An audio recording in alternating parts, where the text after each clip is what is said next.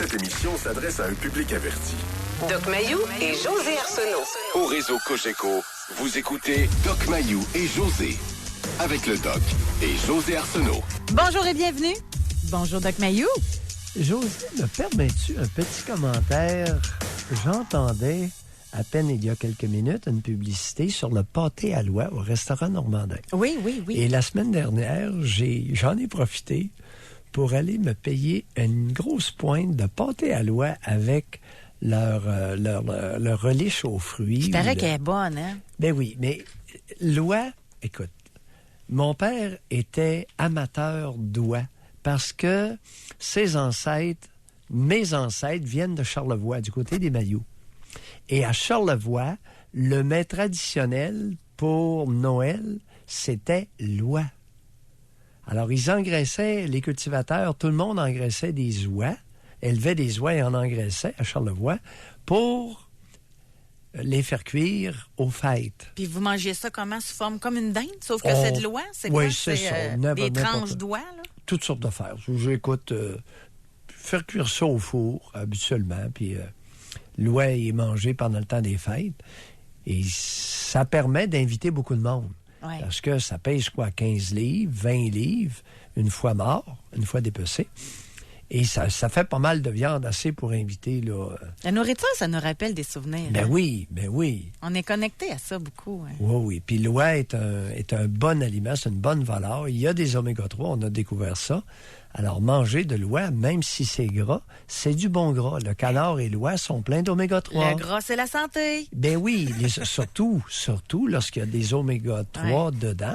Alors, il y en a dans l'huile d'olive, mais il y en a aussi dans certains volatiles, comme l'oie et le canard. Ouais. Ceci étant dit, ma chronique culinaire étant complétée, cher José. Ben là, avez-vous réussi à dormir? Parce que je vous ai laissé sur un suspense hier concernant notre question texto qu'on a demandé aux auditrices. Ben là, écoute, j'attends. Là, je me suis dit, j'aurais jamais dû faire ça. Tout d'un coup, que je l'empêche de dormir. Non. Ça ne m'a pas empêché de dormir. Maintenant, je suis vraiment curieux parce que tu es en train de découvrir des choses. Oui. Et j'ai hâte de Et je vais de pas savoir. vous mettre on the spot, OK? Mais, on va expliquer tout d'abord, hein, Radio 101. Oui. Hier, dans l'émission, si vous n'y étiez pas, on a parlé d'un article dans le Journal de Montréal et de Québec, c'était la une, comme quoi les adolescentes avaient triplé leur prise d'antidépresseurs au cours des 10 dernières années. Après calcul et le flair de Doc Mayou, on s'est rendu compte que c'était pas si spectaculaire. Ça représente 1% environ des adolescents là, qui prennent des antidépresseurs. Par contre, on a appris aussi en fouillant que chez les jeunes adultes, les 18-35, ça en prend beaucoup, là, des antidépresseurs. Oui, on a les chiffres de 18-21. Et on triple facilement le nombre. On passe de 2100 à au-delà de 6000 dans la catégorie des jeunes femmes. J'ai les chiffres devant moi.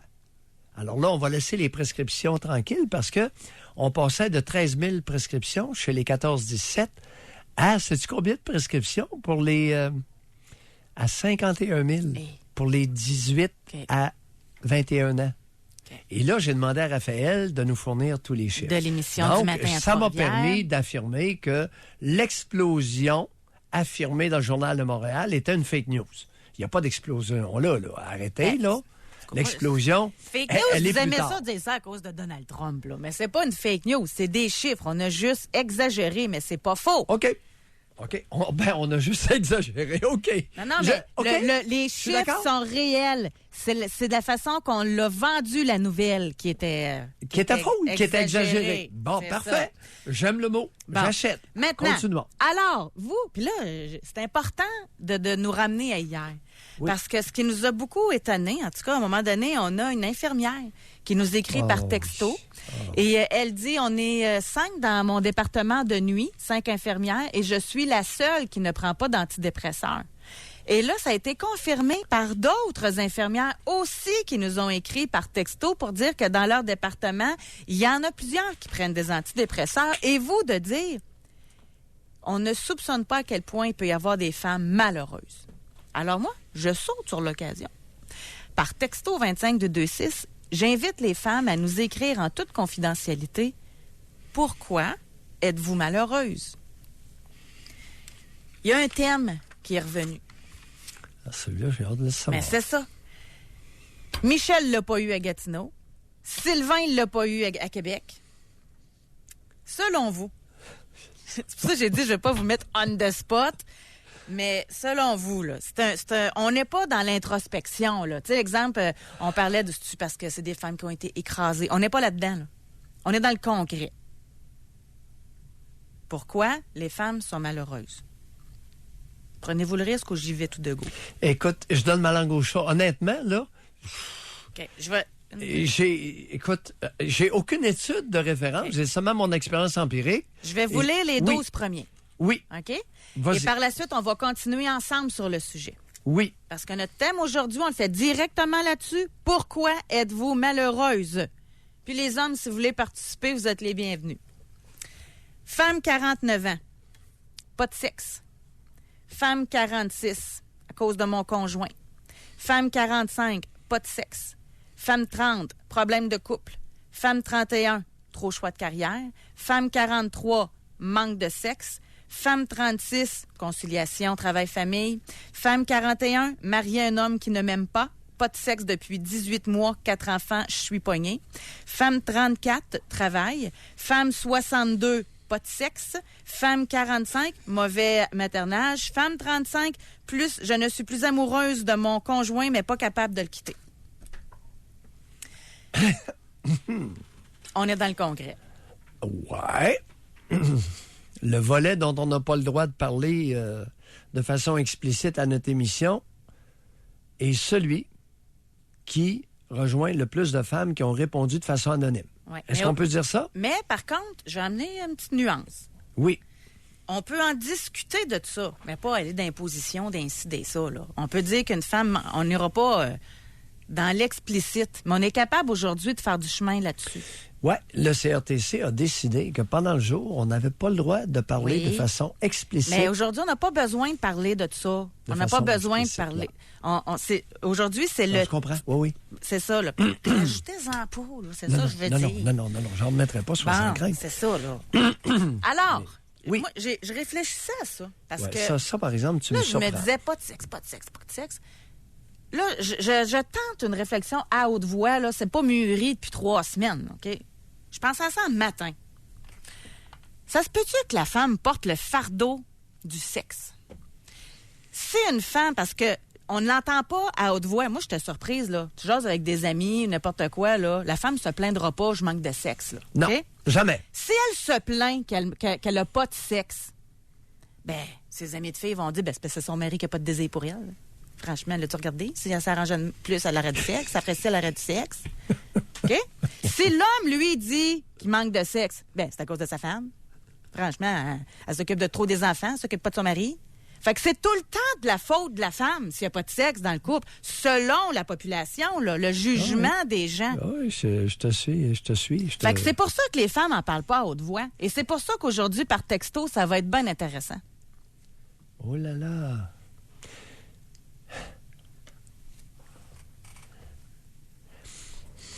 La femme, pour être heureuse, je pense que ça y prend une harmonie à la maison, avec son conjoint. Se sentir aimé, puis avoir du sexe. Puis ça n'a jamais été abordé. Les hommes vont dire « c'est l'argent, qu'il me manque de l'argent. C'est à mon travail. » Mais la femme, sa priorité, je pense, à la lecture des textos qu'on a eus, c'est sa relation. Bon. Es-tu en train d'insinuer, toi, qu'il y aurait un paquet de femmes au Québec qui se verraient prescrire des antidépresseurs par leur médecin de famille alors qu'elles manquent de sexe? Es-tu en train de... Là, il va falloir faire un lien entre les deux, là. OK, ouais, on pose une question. Colin. Qu'arrive-t-il à une femme... Doc, je m'excuse. Là, vous m'avez pompé. Là.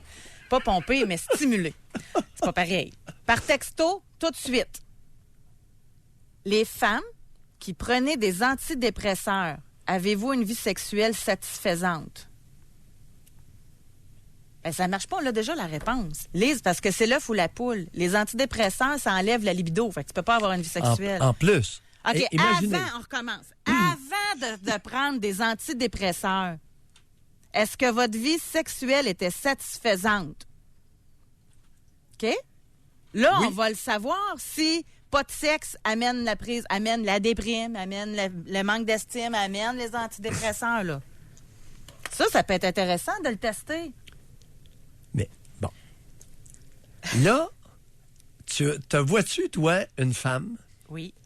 t'arrives chez ton médecin de famille, tu dis, docteur, ça va mal mon affaire, je manque de sexe. Premier scénario. Deuxième scénario qui devient de plus en plus fréquent, tu te vois-tu comme femme, t'arrives chez ta médecin de famille et tu lui dis, docteur, je ne suis pas bien, je manque de sexe. OK. On recommence. Tout à coup. Vous êtes psychiatre. La femme arrive, est déprimée. Avez-vous du sexe? Comment va votre vie sexuelle? José, OK. Une femme entre dans mon bureau. Ça, c'est vrai, c'est relativement fréquent. Une femme entre dans mon bureau. Après 20 minutes, une demi-heure, je ne suis pas satisfaite sexuellement. Je manque de sexe. Je ne suis pas aimé et je manque de sexe. Mais vous, c'est facile. Ben, facile. Vous êtes psychiatre, là. Mais médecin de famille, parce que les Alors, médecins de je famille n'ai- prescrivent des antidépresseurs. Je n'ai jamais prescrit un antidépresseur à une femme qui était malheureuse parce qu'elle manquait de sexe. Maintenant, je pense que je fais partie d'un petit groupe à part.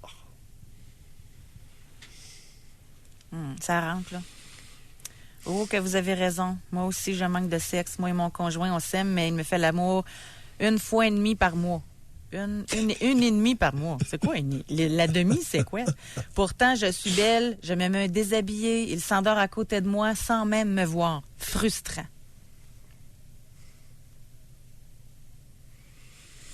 Bon. Femme 49, pas de sexe.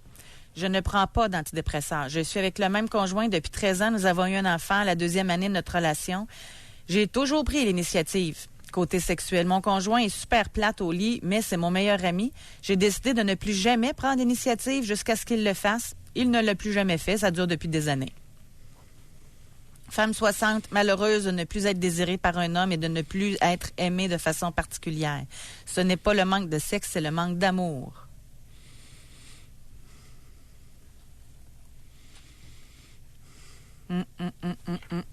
Continuez par texto. Oui. J'aimerais vraiment ça, être capable de savoir s'il y a un lien.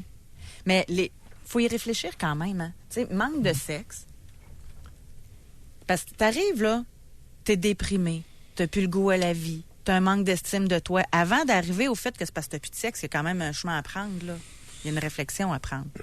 Et il y a des mécanismes de défense qui vont s'ériger dans la réflexion. Entre autres, un qui s'appelle le déni. Entre autres, un autre qui s'appelle la projection, qui est de prêter à l'autre ce qu'on n'est pas capable de s'admettre à soi.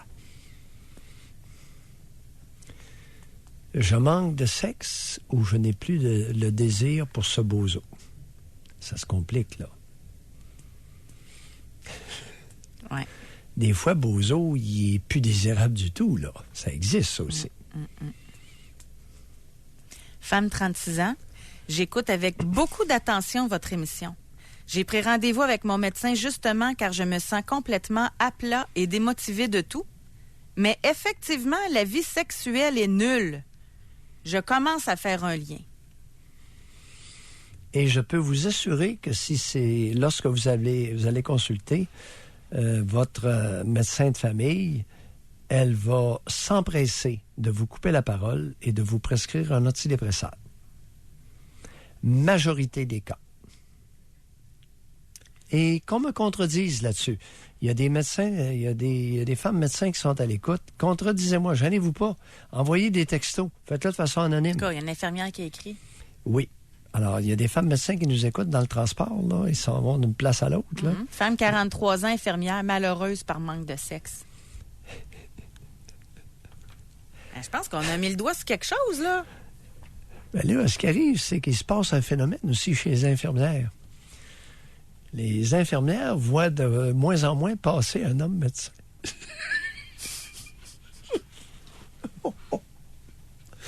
Hey, c'est pas fin ce que je dis là. Alors, avec la féminisation de la médecine, écoutez, on parle les médecins de moins de 40 ans, aux 2/3, à 66%, sont des femmes. Plus grands hommes, là, mesdames, là.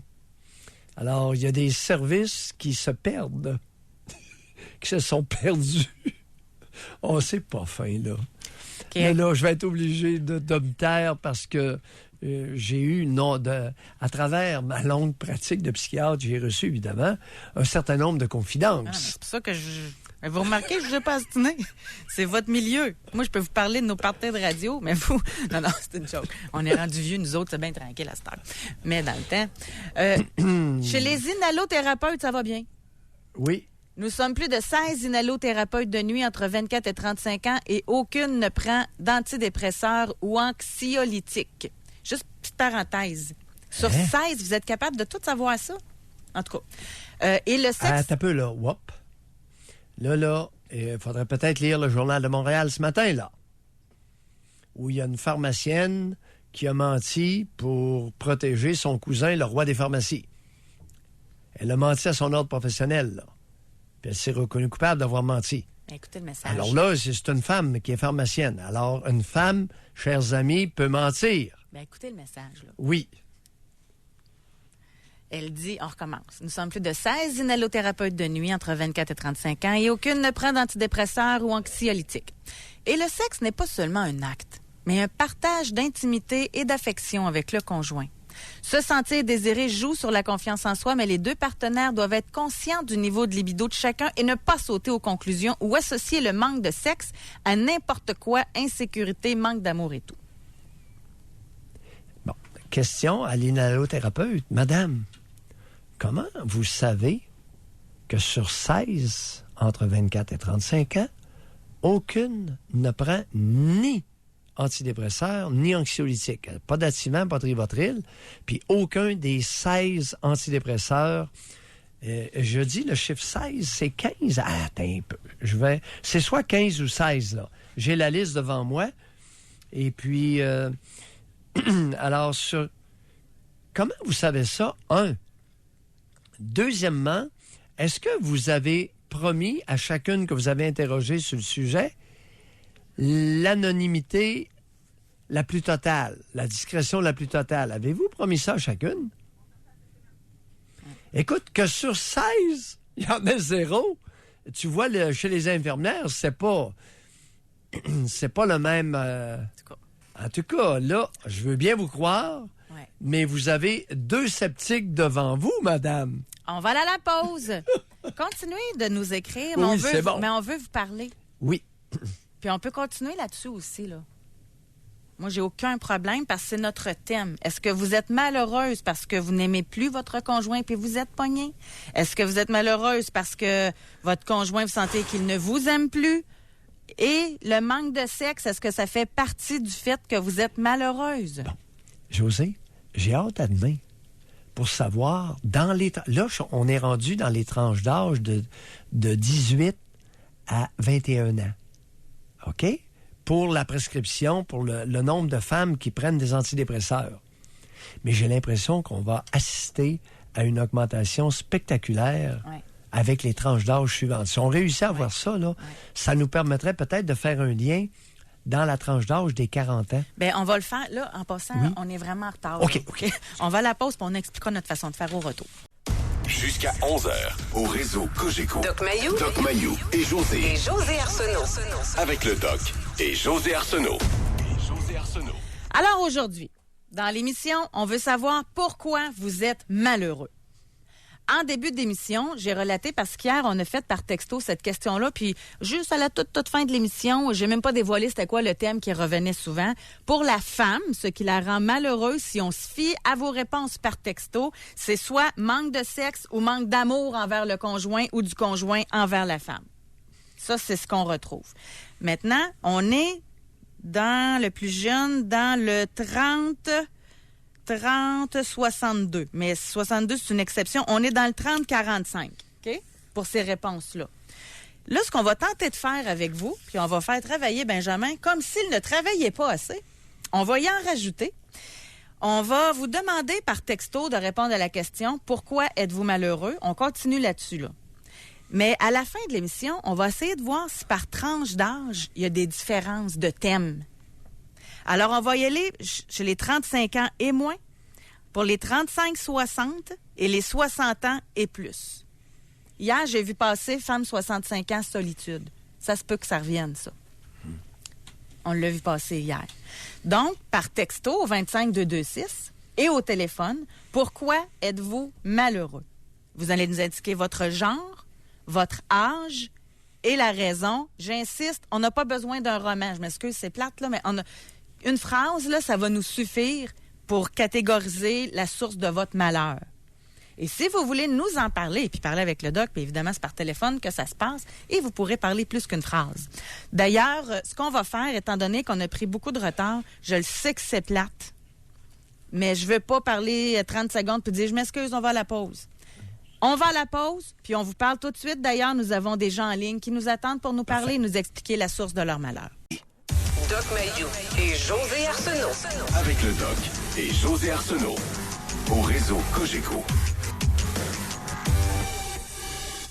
On veut savoir la source de votre malheur aujourd'hui. Avec votre catégorie d'âge, continuez à nous écrire par texto. On va être capable de dire si les problèmes sont différents selon la catégorie d'âge. Oui. Donc, quels sont les temps? Est-ce qu'il y a des tendances différentes chez les 35 ans et moins, 35-60 et 60 et plus? Oui.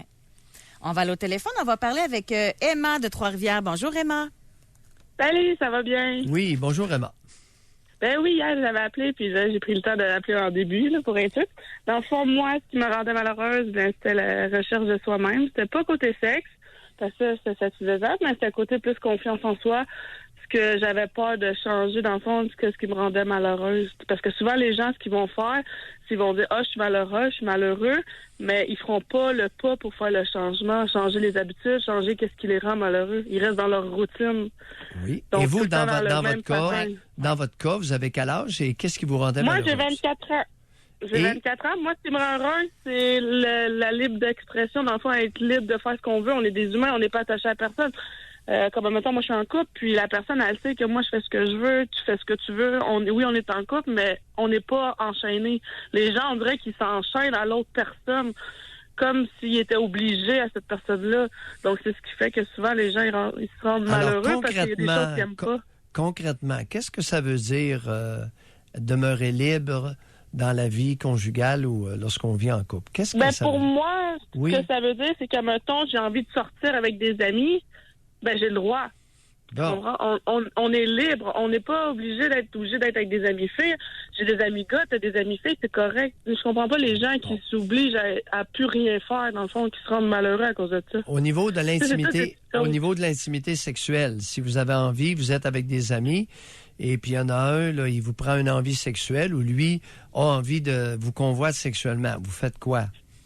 Ben là, ça, je refuse, je veux pas, parce que j'ai un respect envers la personne avec qui que je suis. Donc, je refuse, ça, c'est sûr. Mais si je serais célibataire, ce serait autre chose. Tu sais. Ah, OK. Allez-y, continuez. Alors, vous valorisez la libre expression, oui. L'individualité. Oui. Exactement. Vous avez pris ça où, ça? Vous avez pris ça où, ce genre de valeur-là? Ce genre de valeur-là, ben, c'est avec les expériences de la vie personnelle, pour être honnête. Ce que j'ai vécu. Ah ouais? Que j'ai appris à voir que la vie est tellement courte qu'on se met tellement de pression puis d'obligation qu'on oublie tout simplement de vivre notre expérience de vie comme être humain. OK. Excellent. Merci, Emma. Merci de votre appel. Bye. On a ici femme 39 ans, en couple depuis 16 ans, enfant de 5 ans, pas de sexe depuis au moins 1 an.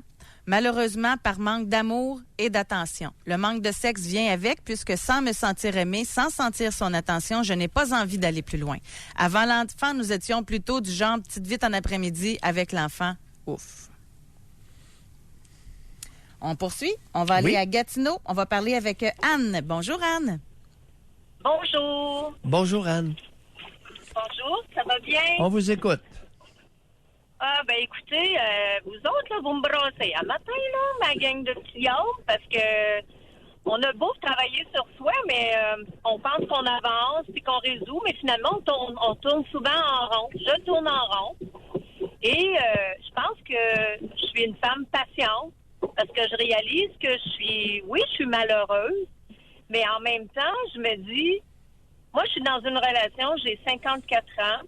Je suis dans j'ai des belles relations amicales dans ma vie, ma famille, ça va bien, etc. Mais en amour, j'ai choisi un conjoint qui est formidable, qui est gentil, mais il connaît pas ça, les expressions de s'exprimer dans les sentiments ou un compliment.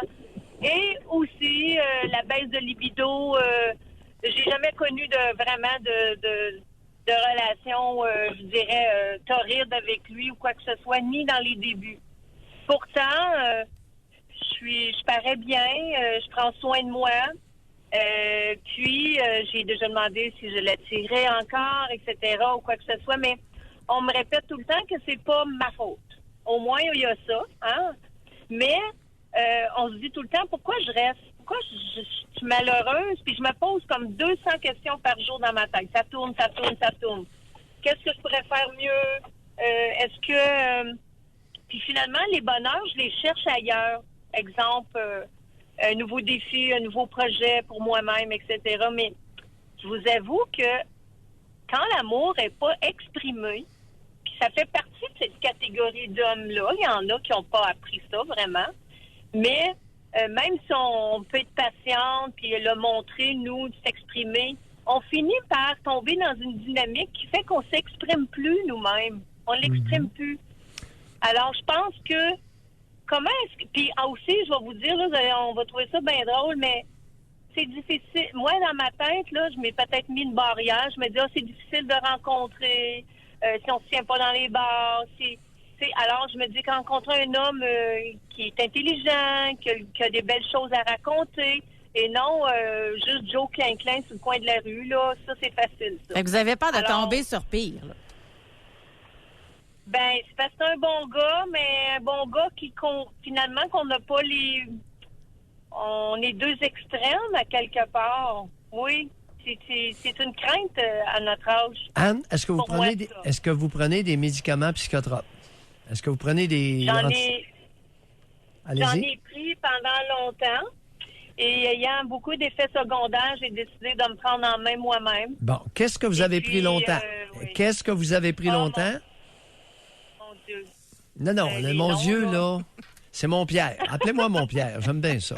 OK, ça va me faire plaisir. Oui. Écoutez, je me souviens pas des noms. Ça me vient pas à l'idée. Oui, c'était quoi? Ben, vous en avez pris longtemps, puis vous ne savez pas ce que vous avez pris longtemps. Vous en fumez du bon, vous? Non, pas du tout, même pas. Écoutez, j'ai changé de sorte souvent parce que ça me convenait pas physiquement. Effexor, Louvox, le- Celexa, Cerzone, ça vous dit... Est-ce que ça vous dit quelque chose ou ça éveille rien? Non, ça éveille pas. Bon, parfait.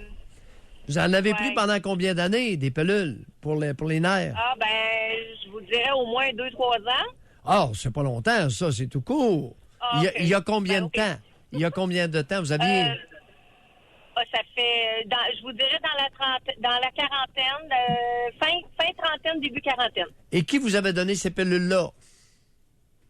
À ce moment-là, c'était mon médecin de famille qui savait plus quoi faire avec moi, qui a été très prudente aussi là-dedans.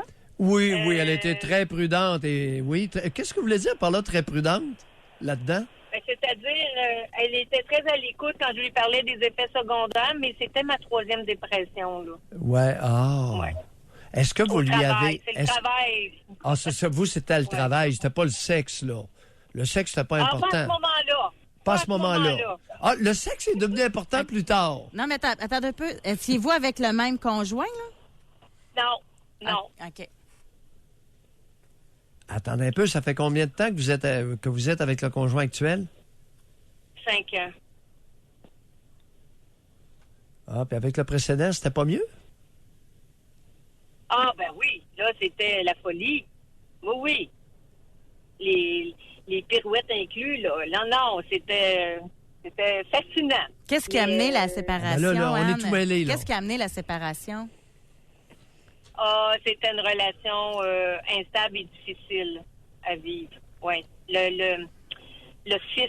Son fils était violent envers moi et était très agressif. Oh boy. OK. Ouais, OK. OK. Mais sur le plan Ouais, alors, sexuel, moi, ça roulait? Ah, merveilleux. Bon, mais attendez un peu, là.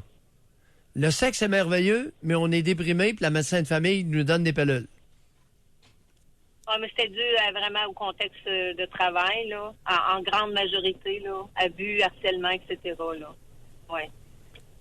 Mais moi, j'ai fait du ménage, Dr. Marie. Alors, lorsqu'une femme J'ai est fait du ménage. abusée au travail et harcelée au travail, on lui donne des antidépresseurs. C'est ce que vous nous Ouais, dites? c'est à peu près ça, oui. Et est-ce que les antidépresseurs vous ont guéri des abus et du harcèlement au travail? Non, pas guéri, mais m'a donné une période de temps de répit pour pouvoir mieux gérer les situations et mieux me prendre en main. C'est Les pour an- ça que ça a été temporaire. Moi, je chez connais moi. pas ça, mais Eh j'ai une ben. question pour vous. Les médicaments, les Oui. antidépresseurs, est-ce que ça faisait que vous étiez plus capable d'encaisser sans que ça vous blesse? Ou bien ça vous a vraiment donné la force de vous défendre?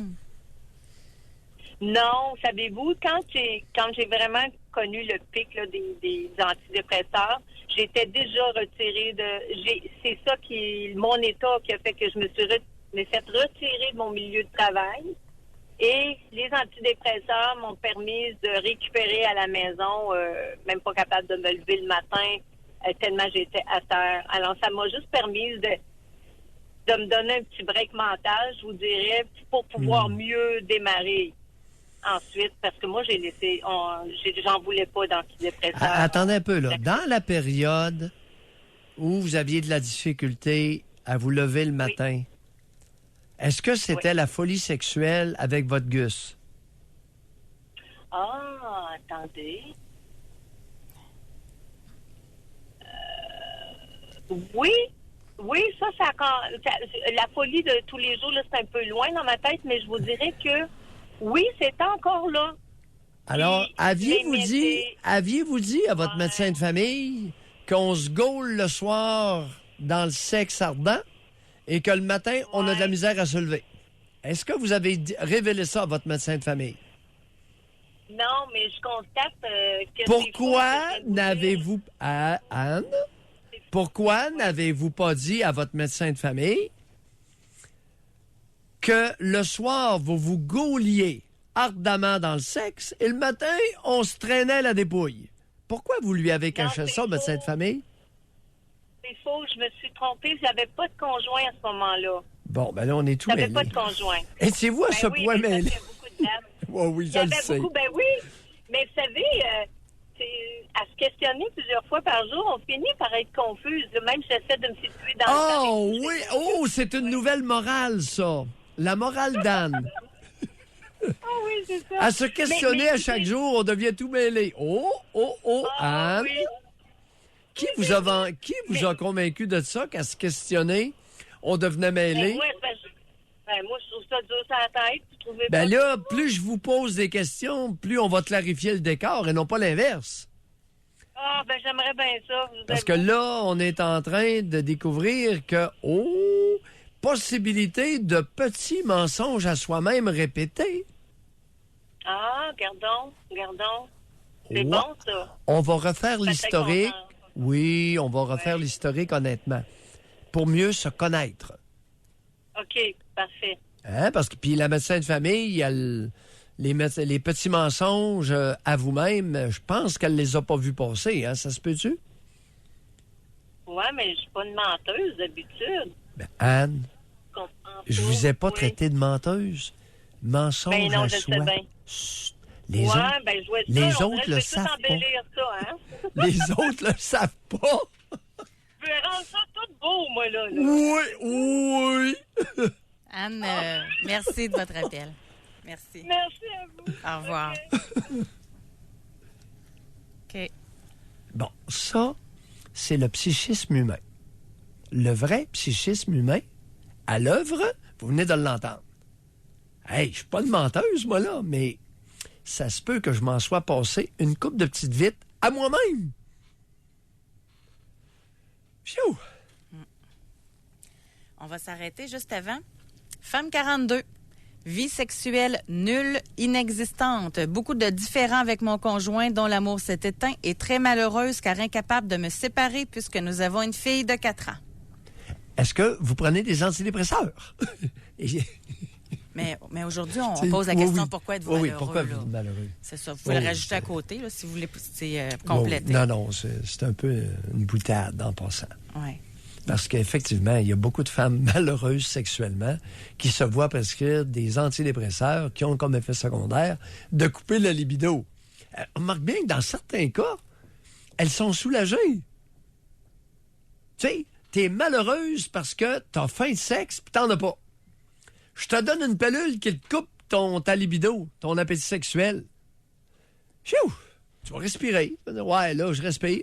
Mais après quelque temps d'avoir respiré, t'as envie d'inhaler, là, t'as envie d'en... Non, c'est pas évident, mais il y a beaucoup de femmes qui sont en relation, puis elles ne sont pas amoureuses. Ah oui? Non! Non, mais ça doit être difficile au bonheur, ça. Hey, imagine la situation d'une femme qui s'allonge à chaque soir dans un lit avec un homme qu'elle n'aime pas. Un soir, ça passe. 2 aussi. 2 mois, 2 ans. Là, vous dites allongé, mais c'est aussi souper avec. C'est aussi... Non, mais... c'est long, une journée. Mais fois une semaine, fois un mois, fois un an, fois des années. 6 ans. Bien, il y a de quoi rendre aigri, là. Après 6 ans, là... Il y a de quoi rendre malheureux. Oui. Après 6 ans, là, la plupart sont médicamentées. Et parce qu'elles sont allées voir leur médecin de famille et elle a prescrit des antidépresseurs sans demander qu'est-ce qui se passe. On va à la pause. Pourquoi êtes-vous malheureux? Vous pouvez nous parler au téléphone et également nous écrire par texto en disant votre genre, votre âge et la raison. Doc Mayou et José Arsenault. Avec le Doc et José Arsenault. Au réseau Cogeco. Pourquoi êtes-vous malheureux? C'est simple hein, comme question. Mais prenez le temps d'y penser. Ça peut être n'importe quelle sphère de votre vie, là, mais verbalisez-le au téléphone ou écrivez-le par texto. On a homme 23 ans. Le sexe, c'est du sport. Quand tu viens de vivre une dure journée, mettons que l'envie de donner des coups de bassin est moins présente. Ma blonde me reproche qu'on le fait pas souvent, mais moi, c'est des moments d'intimité plus tranquilles que je voudrais. Ça finit par me rendre malheureux de toujours avoir la satisfaction de devoir la satisfaire activement. Fait que lui, il sent une pression. Pardon? Il sent une pression de satisfaire sa conjointe. Ouais. D'abord, tout est faux ici. Le sexe, c'est pas du sport. OK? C'est un geste d'accouplement chez les mammifères. Chez l'humain, est associé un plaisir. Chez la femelle. Il n'y a aucune femelle qui a un orgasme dans le règne animal, à ce que je sache. J'ai vu beaucoup d'animaux s'accoupler, de toutes les espèces. Tous les mâles éjaculent, aucune femelle ne jouit. Pour la reproduction. Pour la reproduction. Alors, le geste est reproducteur. Il n'y a pas de sentiment, il n'y a pas d'attachement, si ce n'est chez les oies. Chez les outardes. On est dans notre thème. Chez les outardes formeraient un couple à vie. Bon. Mais à part les outardes, là, alors le sexe, c'est pas du sport. C'est un geste d'accouplement qui vise d'abord et avant tout la reproduction de l'espèce, ce qu'on appelle assurer la pérennité de l'espèce. Deuxièmement, il y a un volet récréatif. Partagé. Alors, cher ami de 23 ans, il se pourrait que vous n'aimiez pas partager le plaisir sexuel. Vous n'êtes pas le seul. Mais c'est-tu par mauvaise chimie, par mauvais choix de partenaire ou parce qu'il n'aime pas ça? Tout est possible. Il y a plusieurs hypothèses explicatives au fait qu'un homme de 23 ans n'aime pas partager le plaisir, l'excitation sexuelle avec une femme. Ton orientation, peut-être? Là, je me permets de inclut poser les questions, tout. je le connais pas. Là. Non, il y a toute une série de scénarios allant de l'éjaculation précoce à l'égocentrisme, Mais à 23 à ans... simplement OK, petite libido. je m'étais dit je commenterais pas, mais je vais commenter. À 23 ans, là, déjà, tu reviens de travailler puis ça te tente pas d'avoir des rapports sexuels avec ta conjointe. Ça marche pas, là. Mais, cher ami, il se pourrait aussi que vous ayez une personnalité qui favorise davantage une vie seule, une vie sans conjointe. Tout ça est possible. Maintenant, ce serait, est-ce que vous avez des enfants? À 23 ans, avez-vous enfants ou sans enfants? C'est important. Parce que là, vous êtes en train de vous découvrir comme jeune adulte et vous n'êtes pas obligé d'aimer le sexe. Vous n'êtes pas obligé d'aimer satisfaire une femme. Vous n'êtes pas obligé d'aimer exciter une femme sexuellement. Vous n'êtes pas obligé. Par contre, tenez-vous avec des femmes qui sont comme vous si vous voulez faire vie commune. Sinon, demeurez seul. J'ai rien d'autre à dire. On va aller au téléphone. On va parler avec Ghislain de Saint-Agapi. Bonjour, Ghislain. Oui, salut José, salut Doc. Ghislain. Oui. Hey, moi, ça fait 4 ans que j'ai pas eu de sexe. Oui. C'est pas parce que je parais bien, j'étais un beau bonhomme, tu sais, puis... Combien de temps que vous êtes en relation avec votre conjointe? avec 3 ans. Ça fait 3 ans puis ça fait 4 ans que vous n'avez pas eu de sexe. Ouais. Attendez un peu, expliquez-vous. Vous avez fréquenté cette femme-là, vous faites vie commune. Parlez-nous, là. Décrivez-nous votre Je situation. l'avais avec elle quand j'étais avec elle. Mais quand je suis tombé toute seule, parce qu'elle a tombé comme malade, là. Oui. Bon, fait que là, elle a décidé de déménager, puis on s'est laissé comme amis, là. Oui. J'ai sorti, j'en ai fréquenté, mais pas plus que ça. Tu sais, ça donnait pas à arriver à là, peut-être. OK, je vais récapituler, OK? V'là Oui. 7 ans, vous avez rencontré une femme, vous avez été avec 3 ans de temps, ça fait 4 ans que vous êtes célibataire, puis là, vous n'avez pas de sexe. Est-ce que c'est ça? Oui. OK. Oui. C'est Et. parce que j'aimerais ça d'en rencontrer un autre. Oui. Pour, du sexe, moi, j'aime ça satisfaire une femme, tu sais. Et quel moyen vous prenez pour rencontrer? Est-ce que vous vivez en campagne? Pardon? Et qu'est-ce que vous faites dans la vie? Moi, dans la vie, je fais un petit peu n'importe quoi. Comme? À mon compte, Oui. je fais des pelouses, puis je travaille sur une ferme des fois, puis... OK, vous êtes je fais ouvrier, n'importe quoi. pelouse, ouvrier agricole à l'occasion. Ouais. OK. Et vous avez quel âge, là? 52. Oh, 52 ans. Ouais. Pas vieux? Pas jeune? Pas jeune, mais je parais d'à peu près 30 ans. Hein. Oui, mais vous paraissez 30 ans, mais vous en avez 52. Savez-vous qu'est-ce qui m'inquiète? C'est quoi? À 52 ans, vos habiletés relationnelles. Les habiletés relationnelles. Je pensais que vous aviez 18 ans. Vous vous exprimiez comme un jeune de 18 ans qui ne sait pas comment faire. C'est parce que non, j'ai pas mal de compris là-dedans. Hein. Pardon? J'ai pas mal de compris là-dedans. Qu'est-ce que vous voulez dire par là? J'ai pas mal de J'ai étudié bien les affaires, tu sais. Ouais. Je pourrais quasiment être psychologue, là. Oui. Commencez par vous-même. Avant de vouloir aider les autres avec votre psychologie, OK. essayez de mettre à profit vos connaissances. Qu'est-ce que vous avez appris dans la vie? En quel honneur que vous avez fait 4 ans, là, que vous n'avez pas de sexe, puis pourtant, il y a quelques femmes. Nous autres, si on prend notre étude à date, là, on a beaucoup de femmes dans la Qui en quarantaine. recherche. Qui... Ouais, c'est ça. Tu pourrais en envoyer un. Ah oui. Essayez de la trouver, Ghislain, OK? Ouais. Merci. Ouais, en cette semaine, je vais aller voir, c'est d'Halloween. Fait que... Oui. L'Halloween. Oui. Bonne journée. Bonne journée. On a un commentaire d'un homme ici. Me semble que raviver la flamme et travailler sur son couple à la place de s'auto-convaincre qu'elles ne sont pas heureuses aiderait plus leur situation et aimerait probablement plus leur conjoint. Le sexe serait probablement meilleur aussi. Changer de relation ne réglera rien. L'amour se détériorera aussi avec le nouveau car la source du problème est encore présente. Fait que ça revient à la femme, là. À travailler sur le couple, à essayer de régler tout ça. Quel âge a l'auditeur? Aucune idée. C'est par texto. Par texto, cher auditeur, pourriez-vous nous donner votre âge, une idée? Je pense que vous vous approchez de 70, n'est-ce pas? C'est drôle, il y a des espèces de façons de penser générationnelles. Mais c'est Il y a des pas, courants de pensée. C'est pas du 70, Doc. Non? Non. Parce qu'on a un texto précédent, puis sa conjointe, elle a 33. Il m'arrive de me tromper. Mais c'est comme l'homme de 23 tantôt, je pensais, la première fois que j'ai lu le texto, qu'il en avait 68.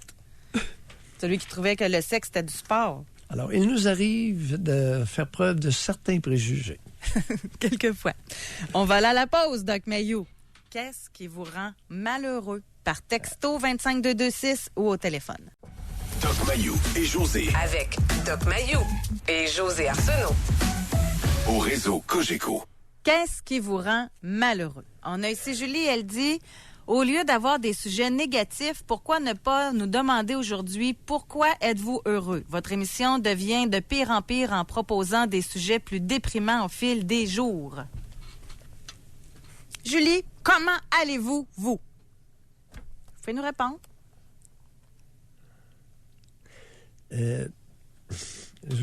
J'ai utilisé une expression hier. Collectivement, quel est le danger de balayer la poussière sous le tapis de la porte? Quand vous allez ouvrir la porte, Julie, le tapis collectif, OK? Vous allez mettre le pied dessus et toute la poussière va vous voler en pleine face. Là, on a un problème, Julie. C'est qu'on a des prescriptions énormes de médicaments, principalement aux femmes. Puis les hommes prennent du cannabis et boivent de l'alcool, plus que les femmes. Mais là, sur l'alcool, c'est en train de pas mal obtenir la parité. Là. Je pense que oui, moi. Oui. Pour le pot, on va être encore un bout de temps, là, beaucoup plus chez les hommes.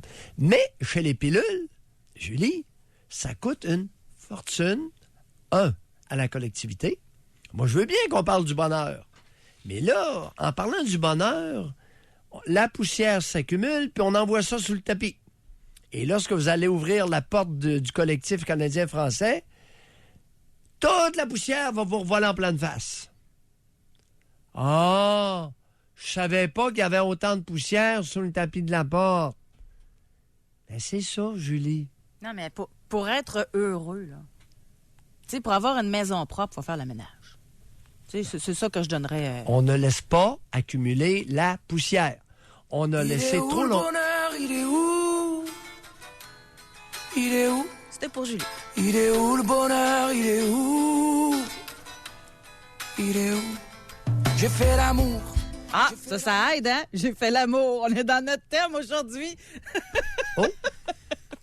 Alors, comme exemple, chère Julie, de tapis sous lequel était amoncelée une quantité impressionnante de poussière, le Brésil, qui vient de se doter d'un ex-militaire, probablement qui va s'associer à l'armée, pour rétablir l'ordre au Brésil. Mais pourquoi nommer comme président du Brésil un ex-militaire qui va un peu à l'instar de Duterte aux Philippines?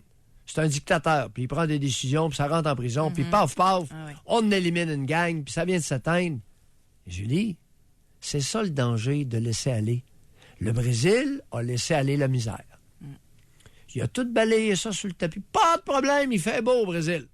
Hein? On est en string sur la plage, puis on se branle. Tu sais, on se branle sur le rythme de la musique. Là. Je parle pas de masturbation, je parle de se faire aller le Samba, corps. là. À Samba, puis on danse, puis on a le festival de Rio, puis... ça va bien au Brésil. À un moment donné, ça va mal. Venezuela. Alors, allez étudier un petit peu, Julie, l'histoire de peuples qui balayent la poussière, qui laissent accumuler la poussière, les bidonvilles, etc. Tu sais? Non, il faut s'interroger sur le malheur. On parle pas de ça, voyons. On va poursuivre, si vous me permettez. Ouais, ben arrête-moi, tu fais bien, parce que là, j'étais parti, là. Ah non, mais c'est intéressant, votre exemple. Là. Ouais, Mais c'est ça, je pense on que- comprend. Tu sais, la nation canadienne-française a avantage à ne pas laisser la poussière s'accumuler dans la cabane. Exact. On va parler avec Maude, 18 ans. Bonjour, Maude. Bonjour. Maude, Oui. on vous écoute. Une des affaires, moi, qui me rend malheureuse, c'est j'ai toujours été dépendant de l'approbation des autres. Là. Je le sais, je l'admets, c'est un de mes défauts. J'ai toujours voulu rendre le monde fier parce que c'est quelque chose que je fais pas tant que ça. Déjà, quand j'étais plus jeune, j'étais enfant trophée, là. Pardon? Un J'étais enfant? un enfant trophée. Dans le fond, tu sais, là, genre, les enfants que leurs parents, ils leur font faire toutes sortes d'affaires, là, puis que tous leurs succès, tous les succès des enfants, c'est les parents qui se les approprient, là. Oui, on a très bien Avec- compris. Un Ouais, enfant ben- trophée pour les parents. Étiez-vous bonne dans quelque chose? Déjà, j'ai fait 5 ans de gymnastique. J'ai été... où est-ce que je faisais de la gymnastique, j'ai été déclarée un prodige, carrément, parce que je passais de niveau ma première année, puis après ça, je suis allée tout de suite au compétitif, puis je clenchais, là. Oui. Mais c'est toujours... Hey, pourquoi le vous avez parent- arrêté si vous clenchez? Pourquoi le prodige s'est arrêté après 5 ans? Après 5 ans, c'est bien simple. Non seulement mes parents avaient plus d'argent, mais il y a aussi le fait que tout le temps que j'étais allée à la gymnastique, que j'ai fait de la gymnastique, je me faisais intimider. Mes parents, ils s'en fichaient. Ils me surentraînaient tout le temps. Ça m'a causé plusieurs problèmes, dont des problèmes que j'ai encore aujourd'hui. Comme Surtout quoi? Comme quoi? genre Allez-y. des douleurs musculaires, des douleurs osseuses tout le temps, là. Je veux dire, c'est bien rare, je me réveille que j'ai pas mal quelque part. Ça ressemble à quoi vos semaines d'entraînement, là, en termes d'heures? ou- Mes semaines d'entraînement quand j'étais plus jeune, Oui. Oui. oh, c'était tough, là. Gars, je revenais de l'école, c'était pas les devoirs, c'était de l'entraînement jusqu'au souper. Après le souper, je m'entraînais encore, puis pas mal jusqu'au coucher. Tous les jours? Ouais, tous les jours. Combien de jours par semaine? 7. Êtes-vous sérieuse? Ouais. 7 Genre, j'ai jours? pas un jour de congé, là. 7 Les jours seuls par- congés que j'avais, c'est quand ils me chipaient chez ma grand-mère, là. Oui, vous chipez chez votre grand-mère. Pour se débarrasser de nous, là, parce qu'on, mon frère et moi, parce que on était pas mal... on était tout le temps dedans, puis on n'avait pas beaucoup d'attention de nos parents, puis on en demandait pas mal. Fait qu'ils se tannaient, nous autres, nous envoyer là-bas. C'est comme ça que vous le sentiez ou c'était clair? Ah, c'était clair. Des fois, même, ils me disaient « Je suis tanné de vous autres. » Ou bien « Sachez-moi patience. » là. Attends un peu. Maude, qui disait quoi? Parce que les parents, ça n'existe pas. Vous aviez un géniteur, une génitrice, comme tout le monde. Alors, les parents, c'est pas une troisième entité, là. Alors, les parents, ça ne parle pas. Qui vous disait quoi? C'était ma mère et son conjoint. Pas mal, là. C'était avec eux que j'habitais, puis ils nous envoyaient, mon frère et moi, chez notre grand-mère. Oui, mais votre mère vous disait quoi ou son conjoint vous disait quoi? Ben, dans le fond, il nous disait, c'était surtout ma mère qui parlait dans ces situations-là, puis Oh. des fois, elle était juste tannée de nous autres, là, Oui. puis elle nous disait stress squared en face, là. Oui. Puis surtout ça, le fait que j'étais très artistique, j'ai toujours eu un tempérament d'artiste, puis j'ai toujours été passionnée par les arts, surtout les arts littéraires quand j'étais plus jeune. Oui. Puis chaque fois que j'écrivais quelque chose, je le faisais lire à ma mère, à son conjoint, puis à ma grand-mère, puis c'était toujours de la critique qui ressortait, genre pourquoi c'est comme ça ou comment ça se fait que c'est comme ça, ou c'était juste genre une félicitation sincère, genre ouais, c'est correct. Ça part de Alors, même, là. Vous avez commencé par dire que vous êtes toujours dépendante de l'approbation et que c'était un défaut. Mhm. C'est un défaut ou si cette caractéristique-là vous a été imposée, vous êtes contaminé par... Ben, honnêtement, j'en ai aucune idée à ce point-là.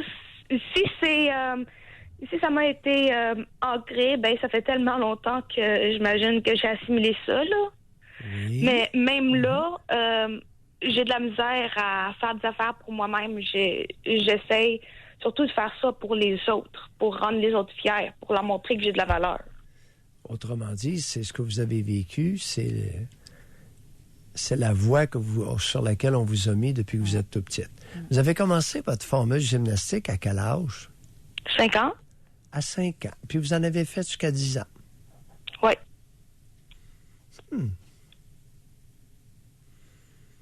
Intéressant. Qu'est-ce que vous faites maintenant? En ce moment, je suis en train de retourner aux études. Oui. Puis, j'ai pas nécessairement d'emploi en ce moment.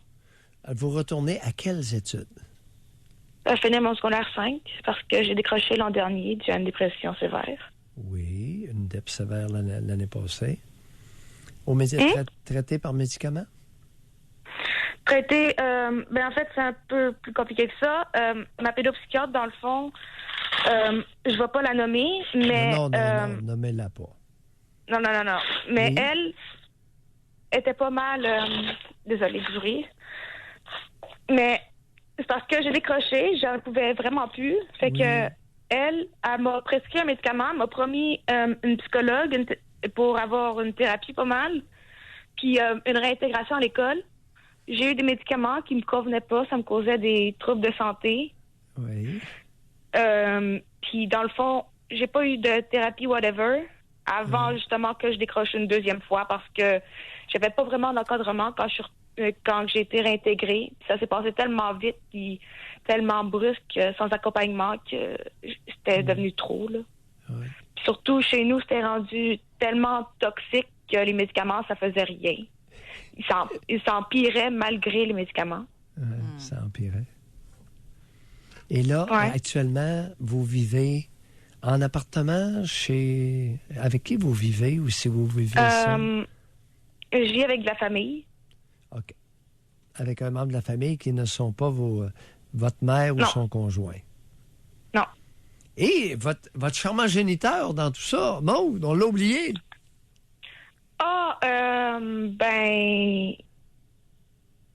J'étais vers le début de l'adolescence quand je l'ai rencontré, là.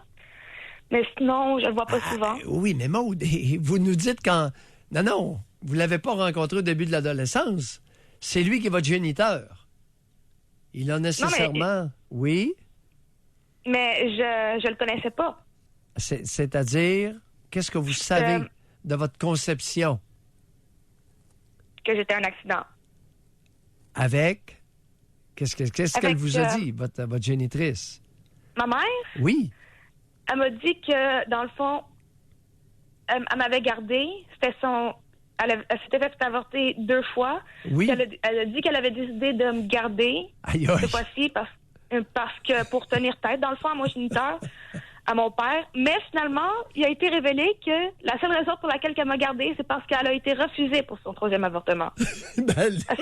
Elle s'est fait dire d'en face que l'avortement, c'était pas une méthode de contraception, puis elle me l'a jamais caché que j'étais un accident, que j'étais pas voulu.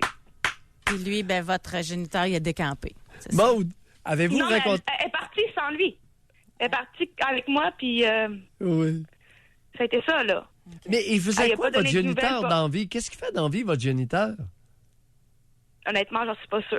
Vous savez même pas. Je le connais pas assez pour dire ça. Écoutez, savais-tu que vous existiez ou bien il l'a appris quand vous l'avez rencontré à l'adolescence? Ah non, il savait. OK. Il savait, c'est juste que mon géniteur, ma mère, mon père, puis ma mère, ils se sont séparés. J'étais encore genre un bébé, là. Oui. Puis ma mère a juste décidé de sacrer son camp. Attendez un peu, là. C'est probablement plus compliqué que ça, mais... Mais Maude, attendez, c'est intéressant, c'est fascinant. Les 2 fois que votre mère s'est fait avorter, est-ce qu'elle avait été engrossée par votre géniteur?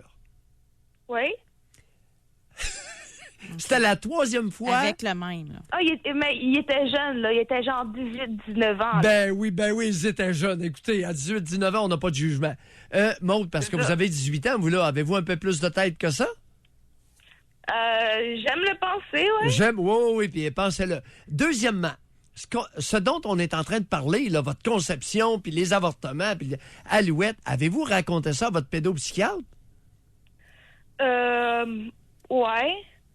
Ouais, ça veut dire quoi, ouais? Ben, j'y en ai parlé, là, un peu. Oui. Puis dans le fond, ça c'est jamais retourné, là. Le sujet que je parlais le plus, c'était de ma dysphorie de genre, là. Puis... Ouais. Ouais, c'est surtout ça, le sujet que j'y parlais. Votre dysphorie de genre. Ouais. Oui, 2 mots là-dessus. C'est quoi ça? Dans le fond, c'est la condition qui fait qu'une personne est transgenre. Oui, attendez un peu. Vous, dans votre cas, parlez pas pour les autres. Vous, Maude, vous êtes née fille? Oui. Et? Je souhaite transitionner et devenir un homme. Ouais. Mhm. Et est-ce que vous êtes impliqué dans une équipe qui s'occupe de transgenres?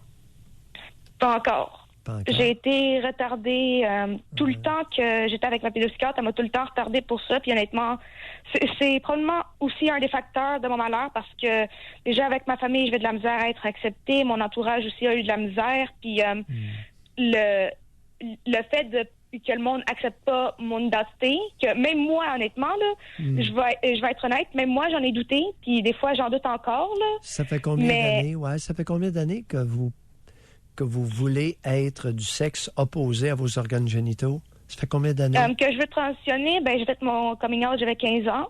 OK. Puis, mais honnêtement, la dysphorie, je l'ai toujours ressentie. J'ai toujours eu l'impression qu'il y avait quelque chose de pas correct avec moi. Là. OK. Maude, on aurait pu prendre l'émission au Merci, complet pour vous merci. parler, mais on est géré par notre horloge. Oui, merci beaucoup d'avoir appelé. Merci, On Maude. vous souhaite bonne chance. Bonne chance. Merci à vous. Merci. Au revoir. On est près du temps. On va aller à la pause tout de suite, Doc. Doc Mayou et José Arsenault. Le Doc Mayou et José, c'est le Doc et José. Au réseau Cogeco. Pourquoi êtes-vous malheureux? En début d'émission, on a dit qu'on ferait ça en tranches de 3 catégories. Oui. Les moins de 35 ans, les 35-60 et les 60 ans et plus. Benjamin, merci, nous a fait un super beau tableau, tout bien détaillé avec les réponses que vous nous avez écrites par texto. Chez les moins de 35 ans, la majorité, là, hommes-femmes, mais c'est principalement femmes. C'est bon, j'ai quitté mon conjoint, maintenant je suis heureuse, mais c'est ce qui me rendait malheureuse. Je suis avec un gars qui ne m'attire pas, manque de sexe, malheureuse à cause que je fréquente un homme que je n'aime pas. Celui qui disait qu'il y avait de la pression de devoir satisfaire sa conjointe, ça le rend malheureux. Bon, il y a les finances chez une femme de 28 ans et il y a la douance chez une femme de 30 ans. Sinon, on parle de couple et de relations sexuelles. De relations intimes, d'intimité et d'intimité sexuelle. C'est ça. 35-60 ans. Attends un petit peu. Intimité sexuelle est vraiment un facteur, on va appeler les choses par leur nom, facteur important. Oui, je t'écoute. Bon. J'ai fait mes colonnes, moi aussi, sur mon papier. 35-60 ans. Oui.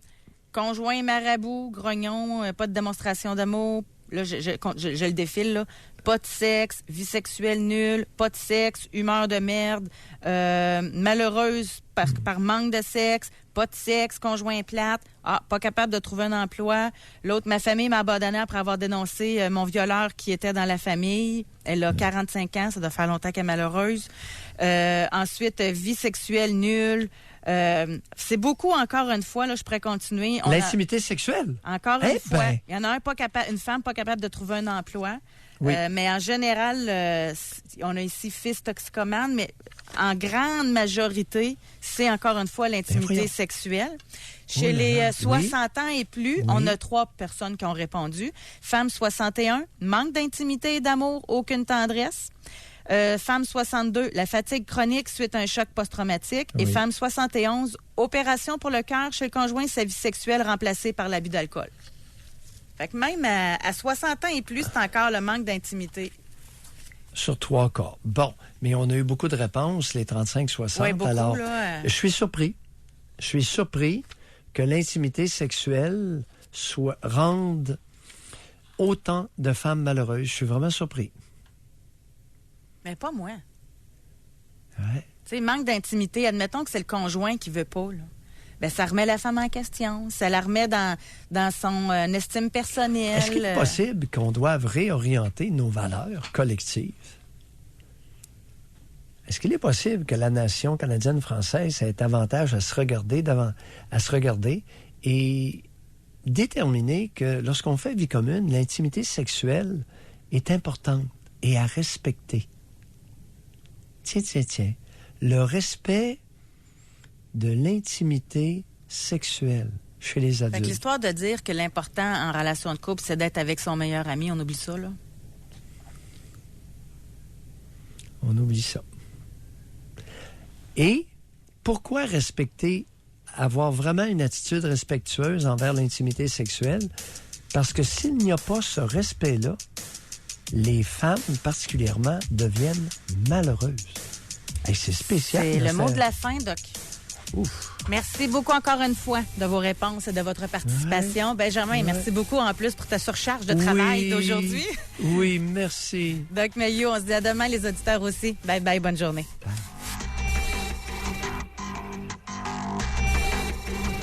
Doc Mayou et José. Soyez là demain, 9h30, pour une autre édition du Doc Mayou et José. Au réseau Cogeco.